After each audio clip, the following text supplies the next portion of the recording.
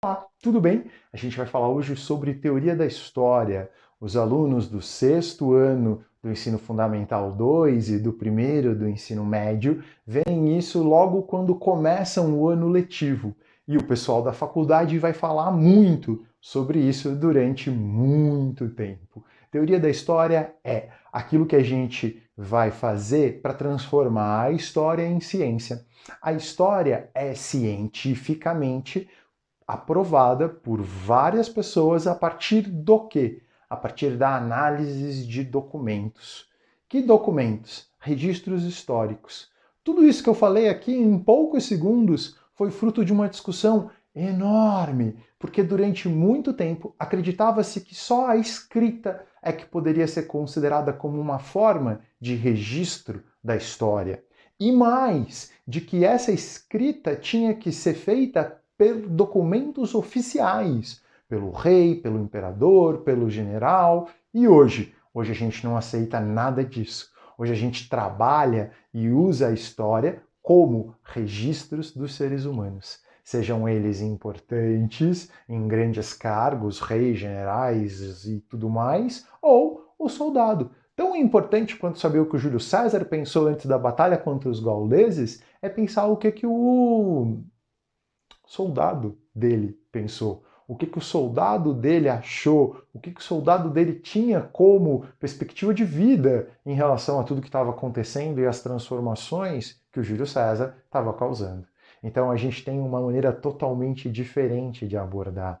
A gente considera que objetos podem sim contar a história. Então, um vaso romano é tão importante quanto o depoimento do Júlio César, que uma pintura rupestre numa caverna pode contar muito sobre a história daqueles que ainda não sabiam desenvolver a escrita. Então a gente considera que tudo isso é história, que, por exemplo, os documentos podem ser divididos em materiais ou imateriais. Materiais, eu já falei, e imateriais. Uma comida, uma dança, uma música, tudo isso são também documentos históricos. A gente pode entender o povo e entender como ele pensava, como ele vivia vários aspectos a partir dessa conversa, a partir dessas questões. Até uma novidade que foi para muita gente quando os historiadores falaram assim: olha, documentos falsos também são bons para os historiadores. E aí as pessoas começaram a olhar com uma cara estranha e dizer: não, isso está equivocado. E aí agora essa imagem é muito legal, tem esse RG do João Pedro dos Santos com a foto do Jack Nixon, como vocês podem ver. Ele é um documento falso. Ele conta a história? Conta. Conta a história de alguém que não sabia quem era esse ator ou que achou que não tinha nenhum problema associar a foto de um ator do cinema famoso com um nome muito brasileiro e muito distante da realidade, aonde quem olhasse para isso ia perceber que o João não era o Jack Nixon, né? Que essas duas coisas estavam fora do padrão. A gente tem esse texto belíssimo do Jacques Le Goff, um excelente historiador francês do século XX, que fala o seguinte: nenhum documento é inocente. Deve ser analisado.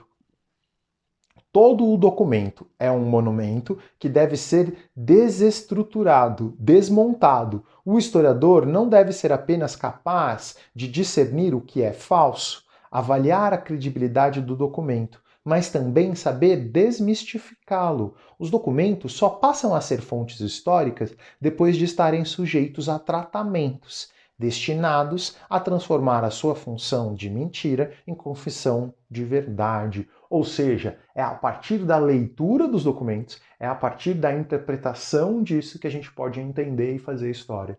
É muito legal quando você encontra um documento falso, porque você pode entender o porquê da mentira, o porquê do erro, o porquê que aquilo era importante. Qual era a importância da falsificação para esses personagens nesse contexto? Como que a gente pode interpretar tudo isso? É muito legal a gente ter isso. Agora, para dar uma resumida e concluída, duas coisinhas que eu queria conversar com vocês. Primeiro, sobre a questão do tempo. O tempo é uma das principais formas do historiador de se expressar, entender, analisar. Por isso que a gente vai falar que existem tecnicamente, 3 tipos de tempo.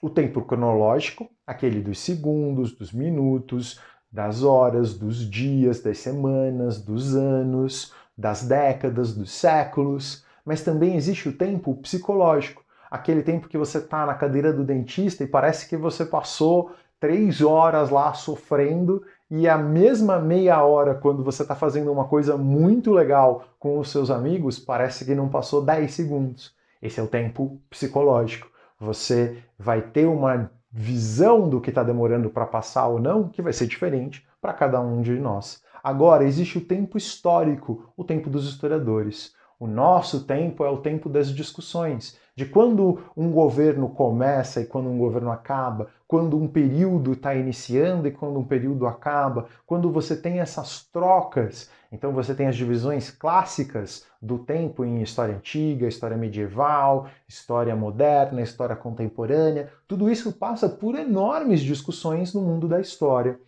Por quê? Porque cada historiador pode argumentar e se posicionar diferente em relação a isso.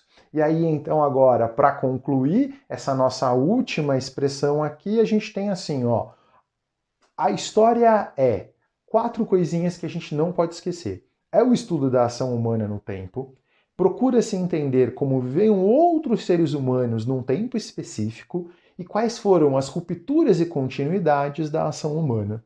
O tempo histórico deve ser analisado e compreendido no seu contexto. Isso é muito importante. A gente tem que, ao fazer história a partir das condições que aqueles seres humanos viviam. A última coisa que a gente vai falar, e ela é muito importante, que quando você está respondendo uma prova você nunca pode fazer, é cometer um anacronismo. O que é o anacronismo? O maior erro que pode ser cometido no estudo da história: interpretar um acontecimento ou registro com ideias ou objetos que não fazem parte daquela sociedade.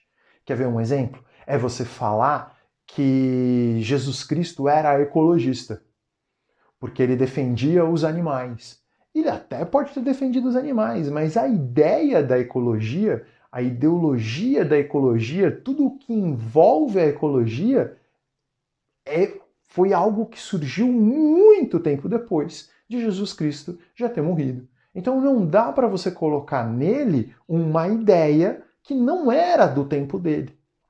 Né? É como num filme você querer colocar um objeto lá no Egito, por exemplo, como um celular. É impossível, isso é anacronismo. É você não entender o contexto que você está analisando aquelas pessoas. Tudo bem? Então, ó, a história é o estudo sobre o tempo, sobre os registros que o homem deixou nesse tempo, e você tem que fazer isso com ciência, análise, procurar descobrir a maior veracidade possível e também, para concluir, você nunca pode misturar essas coisas. O contexto é sempre muito importante, tá bom?